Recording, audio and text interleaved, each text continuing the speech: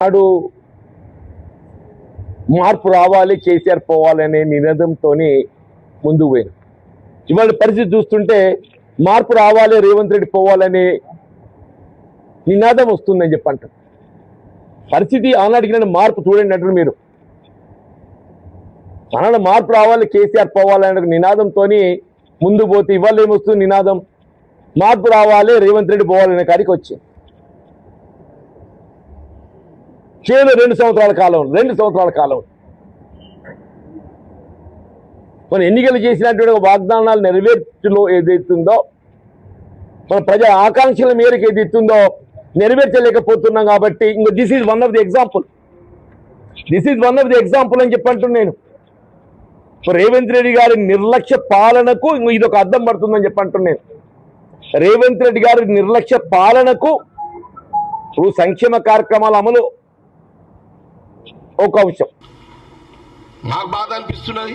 నువ్వు మా ముఖ్యమంత్రిని, మా కాంగ్రెస్ పార్టీ ముఖ్యమంత్రి రేవంత్ రెడ్డి నువ్వు హలోగాడంటే మేమెందుకు కూకోవాలైనా నిన్ను? నాకు బాధ అనిపిస్తున్నది.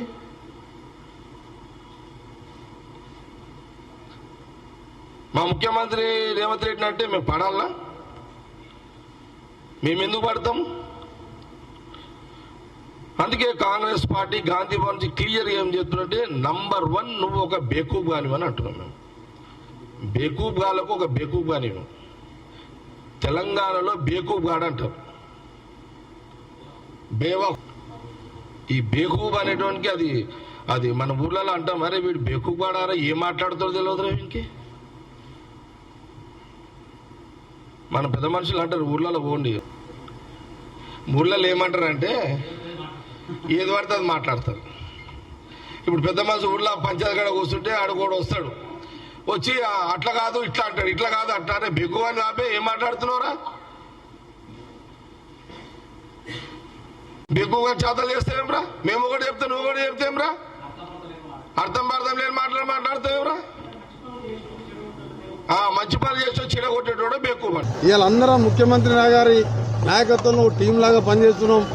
మీరు వచ్చే 5 ఏళ్లలో మా పాలన చూడండి. ఈ 6 గ్యారంటీలు కాదు, 5 ఏళ్ల పాలన చూసిన తర్వాత వద్దన్నా కాంగ్రెస్ పార్టీకే ఓటేస్తారు అన్ని పార్టీల వాళ్ళు. ఆ విధంగా మా పరిపాలన ఉంటుంది. కొన్ని రోజులు వెయిట్ చేయండి. అందుకనే మీరు 3 నెలలకే ఏమా అన్నట్టు కేసీఆర్ వాళ్ళగా అని ఆఖరికి ఏమైంది? ఇప్పుడు ఇవాళ ఢిల్లీలో ఏం జరుగుతుంది? ఎవరుంటారు లోపల? ఎంతమంది లోపలికి పోతారో తెలియదు. ఉచిత కరెంటు పెట్టిందే కాంగ్రెస్ పార్టీ ప్రభుత్వం. ఇలా కరువు వచ్చిందని నిన్న మొన్న మా మినిస్టర్లు హరీష్ రావు లాంటి వారి 10 ఏళ్ళు మినిస్టర్గా ఉన్నోళ్ళు, మీరు 10 ఏళ్ళు పాపాలు చేస్తే ఆ పాపాల పుణ్యమే ఇవాళ కరువు. చింతపండు అయితే నువ్వు అనుకుంటున్నావు, నీ తెలివితేటలన్నీ కత్తిపెట్టు పోతావు. మళ్ళా ఖమ్మం ఇట్లకెళ్ళ కూడా ఉండవు. నువ్వేదో తెలివితేటలు అనుకోని ఇక్కడ ఉన్నోళ్ళని బెదిరిస్తా. నాకు జానారెడ్డి సార్ తెలుసు, నాకు రఘువీరెడ్డి సార్ తెలుసు, లేకపోతే నాకు సుఖేందర్ రెడ్డి సార్ తెలుసు, ఈపులు వలిగేటప్పుడు అడ్డం వస్తారు అనుకుంటున్నామేమో. ఎవరు అడ్డం రారు, వాళ్ళందరూ నాకు చెప్పారు. వాళ్ళందరిని అడిగినా ఏం సంగతి అని. ఇక ఏం లేదు, చింతపండు కావాల్సిందే, చింతపండు చేయని చెప్పారు. అందుకే కాంగ్రెస్ పార్టీ కార్యకర్తలకు నేను చెప్పదలుచుకున్నా, ఎవరు భయపడాల్సిన పని లేదు.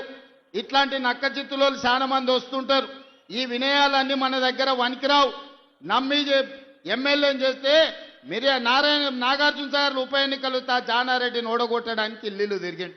ఇంతకంటే మోసగాడు ఎవడని ఉంటాడు?